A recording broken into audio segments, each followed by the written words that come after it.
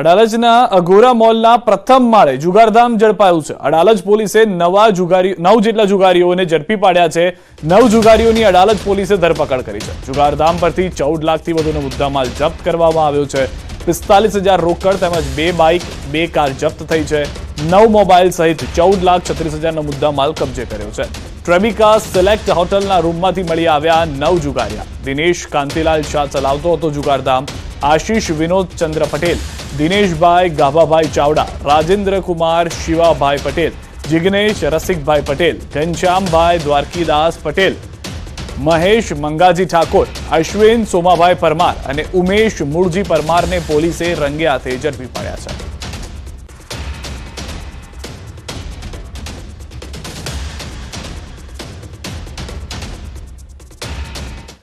રાજકોટમાં વીજકર્મીને માર મારતો વિડીયો વાયરલ થઈ રહ્યો છે। હજુ લાઇટ કેમ રિપેર નથી કરી કહી અને માર મારવાની ઘટના જોવા મળી છે।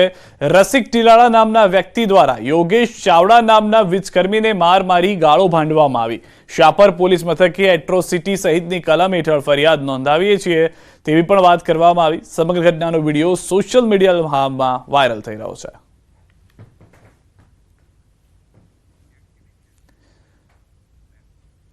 જૂનાગઢ મહાનગરપાલિકાની જનરલ બોર્ડની મીટિંગ પૂરી થયા બાદ કોંગી મહિલા નગરસેવક અને ભાજપ પ્રમુખ વચ્ચે બોલાચાલી થઈ હતી। મહિલા નગરસેવકનું અપમાન કર્યું હોવાનો આક્ષેપ કરવામાં આવ્યો છે। મંજુલાબેન મનપા કચેરીમાં ધરણા પર બેસી ગયા હતા। બાદમાં ડેપ્યુટી મેયરે સમગ્ર મામલો થાળે પાડ્યો છે। જૂનાગઢ માટે મારે લડવાનું છે તો જ્યાં સુધી એ પુનિતના દબાણ ન હટે ત્યાં સુધી હું અહીંથી ઊભી નહીં થાઉં, ભલે મારે મરી જવું પડે। હું જૂનાગઢ માટે શહીદ ભલે થઈ જાઉં, મારા શહીદ થવું, મારા રામે જીવવું નથી, ન થવું જીવી। મંજુલાબેન જે અત્યારે હાલ આક્ષેપ કરી રહ્યા છે કે કોર્પોરેશનના અધિકારી કર્મચારીઓએ આ કામ કર્યું છે કે નથી કર્યું, એ બાબતે અમારા બંને વચ્ચે સંવાદ થતા મારા દ્વારા એમને એ જ કહેવામાં આવ્યું હતું કે કોર્પોરેશનની કાર્યવાહી છે એ કોર્પોરેશનના અધિકારીઓ કાયદાની મર્યાદામાં રહીને કરતા જ હોય છે, એ સિવાય કશું જ અમારા વચ્ચે બોલવાનું ચાલવાનું થયું નથી। તો જૂનાગઢ મહાનગરપાલિકાની વર્તમાન બોડીની 31 જુલાઈના રોજ મુદત પૂર્ણ થઈ રહી છે, ત્યારે આજે છેલ્લું જનરલ બોર્ડ મળ્યું હતું। કોંગ્રેસના નગરસેવક દ્વારા પાણી, ગટર, વોકળા પરના દબાણો અંગે પ્રશ્ન કરવામાં આવતા ગરમાગરમી થઈ। અંતે કમિશનરે તમામ પ્રશ્નોનો યોગ્ય નિકાલ થશે તેવી બાહેધરી આપી હતી અને વર્તમાન ભાજપની બોડીએ 1500 કરોડ રૂપિયાના કામો કર્યાનો દાવો કર્યો હતો, તેમજ આવનારી ચૂંટણીમાં ફરી ભાજપ સત્તા મેળવશે તેવો વિશ્વાસ વ્યક્ત કર્યો હતો।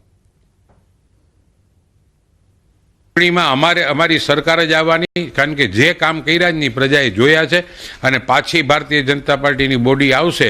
ટેન્ડર તૈયાર છે, બધા કામ વર્ક ઓર્ડર દેવાઈ ગયા, એટલે જે કામના ઉદ્ઘાટન જે મોદી સાહેબ કહી ને કે જેનું ઉદ્ઘાટન કરો એ કામ મારા હાથે જ પૂરું થવું જોઈએ। અમે જેટલા પણ કામ બહાર પડ્યા છે એ અમારા હાથે જ પૂરા થાય। ડેપ્યુટી મેયર દ્વારા કીધું કે અમે 1560 કરોડના કામ કર્યા। 1560 એટલે એક વોર્ડમાં 100 કરોડ રૂપિયા આવે તો સોનાના રસ્તા બની જાય અને લોકો ક્યાંય દુઃખી ન હોય। અમે એને ચેલેન્જ આપીએ કે જાહેર મંચ ગોઠવો અને બધી જનતાને બોલાવો અને ત્યાં તમે કહો કે અમે આટલા કામ કર્યા, હિસાબ આપો। વડોદરાના નંદેસરી ગામના મહિલા સરપંચના પતિની દાદાગીરી સામે આવી છે। ગૌતમ પઢિયાર પોતાના મકાનનું સમારકામ કરાવતા હતા ત્યારે સરપંચના પતિએ હુમલો કર્યાનો આક્ષેપ કર્યો છે। મહિલા સરપંચના પતિએ ગૌતમના માતાને ધક્કો મારતા 52 વર્ષીય લલિતા પઢિયાર જમીન પર પટકાતા જોવા મળ્યા હતા અને માથાના ભાગે ઈજા પણ પહોંચી છે। ઈજાગ્રસ્ત મહિલાને સારવાર અર્થે હોસ્પિટલ ખસેડવામાં આવ્યા હતા, ત્યાંથી વધુ સારવાર અર્થે એસએસજી હોસ્પિટલ ખસેડવામાં આવ્યા। સમગ્ર મામલે પીડિત પરિવારે પોલીસ કંટ્રોલ રૂમમાં ફોન કરી બનાવની જાણ કરી હતી।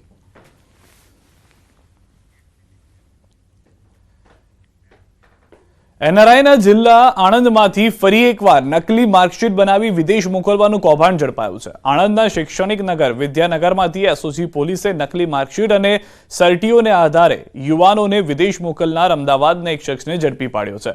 એસપી સ્ટડી પ્લાનર એલએલપી નામની ઓવરસીઝ ઓફિસમાંથી વિવિધ રાજ્યોની અલગ અલગ યુનિવર્સિટીની 90 બનાવટી માર્કશીટ તેમજ સર્ટીઓના દસ્તાવેજો મળી આવ્યા, જે સાથે પોલીસે સિદ્દીક શાહની અટકાયત કરી છે।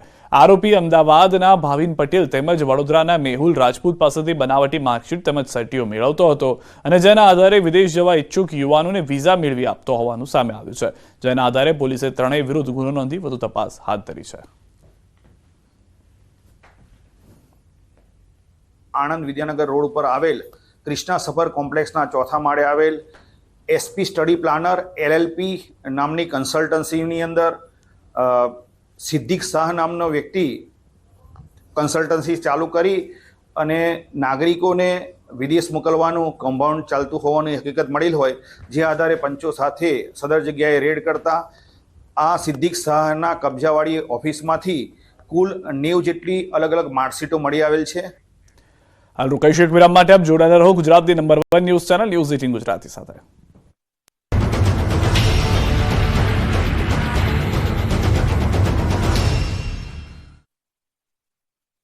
ચોટ લગને પર હમ ફાટક પાસે આ પોતાની ટ્રેન છે તે રાખવાની ફરજ પડતી હોય છે. હું બીજી તરફ આપને દ્રશ્યો પણ બતાવવાનો પ્રયત્ન કરી રહ્યો છું. આ એ જ જગ્યા છે કે જ્યાં ગઈકાલે નાઇટ ડ્યુટીમાં ગેટમેન છે કે જે છેલ્લા 10 થી 12 વર્ષથી રેલવે વિભાગમાં ફરજ બજાવે છે તે પોતાના ફરજ ઉપર હતો. ગઈકાલે રાત્રિના 8 વાગ્યાથી આજે સવારના 8 વાગ્યા સુધી તેની ફરજ હતી. ત્યારે અહીંયા ગઈકાલે મોડી રાત્રે સંખ્યાબંધ લોકો એકઠા થઈ ગયા હતા. લોકોએ સ્વયં ફાટક બંધ ન હોવાના કારણે ફાટકની બંને બાજુ પોતાના વાહનો રાખવાની છે તે ફરજ પડી હતી. ત્યારે સમગ્ર મામલાનો વિડીયો વાયરલ થતા રાજકોટ રેલવે DRM દ્વારા જે ગેટમેન છે તેને સસ્પેન્ડ કરવાની ફરજ પડી છે. તો સાથોસાથ વાત કરવામાં આવે તો ઇન્ટરનલ ડિપાર્ટમેન્ટલ ઇન્ક્વાયરી છે તે પણ શરૂ કરવામાં આવી છે. અંકિત પોપટ, ન્યૂઝ 18 ગુજરાતી, રાજકોટ. દરેક વારદાતની પાછળ છુપાયેલો હોય છે એક સત્ય, અને સત્યને લાવીશું તમારી સમક્ષ અમારા ખાસ પ્રોગ્રામ ક્રાઇમ રિપોર્ટમાં. હું દીપા શર્મા, મારી સાથે આજે ક્રાઇમ રિપોર્ટમાં જોઈશું કેમ એક પતિ પોતાની જ પત્નીથી મેળવવા માંગતો હતો છુટકારો. ધાણામાં કોણે કરી ધાંધલીબાજી? સુરતના મહિધરપુરામાં કોણ ફરતું હતું શિકારની શોધમાં? દરેક ક્રાઇમના પડદા પાછળની કહાની જુઓ ન્યૂઝ 18 ગુજરાતી પર બપોરે 2 ને 24 કલાકે ક્રાઇમ રિપોર્ટમાં. નવસારીમાં ધોધમાર વરસાદ ખાબક્યો. 2 કલાકમાં 1 ઇંચથી વધુ વરસાદ ખાબકતા નીચાણવાળા વિસ્તારોમાં ભરાયા પાણી. પહેલા વરસાદમાં જ પાલિકાની પ્રી મોન્સૂન કામગીરીની ખુલ્લી પોલ. ચોમાસાને હવે વેગ મળવાના પ્રબળ સંકેત. ગુજરાત સહિત દેશમાં 6 સાયક્લોનિક સર્ક્યુલેશન સર્જાઈ. ઉત્તર ગુજરાતમાં સાયક્લોનિક સર્ક્યુલેશન સક્રિય, તો બંગાળની ખાડીમાં પણ સાયક્લોનિક સર્ક્યુલેશન સક્રિય. સુરતના ગ્રામ્ય વિસ્તારોમાં મેઘરાજાની તોફાની બેટિંગ. પલસાણામાં ઠેર ઠેર ભરાયા પાણી. કારેલી ગામની કૃષ્ણવિલાસ સોસાયટીમાં વરસાદી પાણી ભરાતા લોકો મુકાયા મુશ્કેલીમાં. પાણીના નિકાલની સુવિધા ન હોવાથી સ્થાનિકો થયા પરેશાન. ઉમરગામ, પારડી અને વાપી તાલુકામાં વરસાદી માહોલ છવાયો. ઉમરગામ અને પારડીમાં અંદાજે 1 ઇંચ વરસાદ નોંધાયો. જિલ્લાના અનેક વિસ્તારોમાં છૂટો છવાયો વરસાદ વરસ્યો. વરસાદી માહોલને કારણે વાતાવરણ ખુશનુમા. ડાંગ જિલ્લામાં વરસાદી માહોલ છવાયો. આહવા, વઘઈ અને સાપુતારામાં વરસાદથી વાતાવરણ આહલાદક થયું. સાપુતારા ખાતે સર્પગંગા તળાવ અને ટેબલ પોઈન્ટ ઉપર વાદળોથી વિઝિબિલિટી ઘટી. સાપુતારામાં પ્રવાસીઓએ મોસમની મજા માણી. ભાવનગર શહેર સહિત ગ્રામ્ય વિસ્તારોમાં જામ્યો વરસાદી માહોલ. શહેરના કાલિયાબેડ, વાઘાવાડી, હિલ પાર્ક, સ્વસ્તિક પાર્ક સહિતના અનેક વિસ્તારોમાં ઝરમર વરસાદ. ગ્રામ્ય વિસ્તારોમાં વરસાદની એન્ટ્રી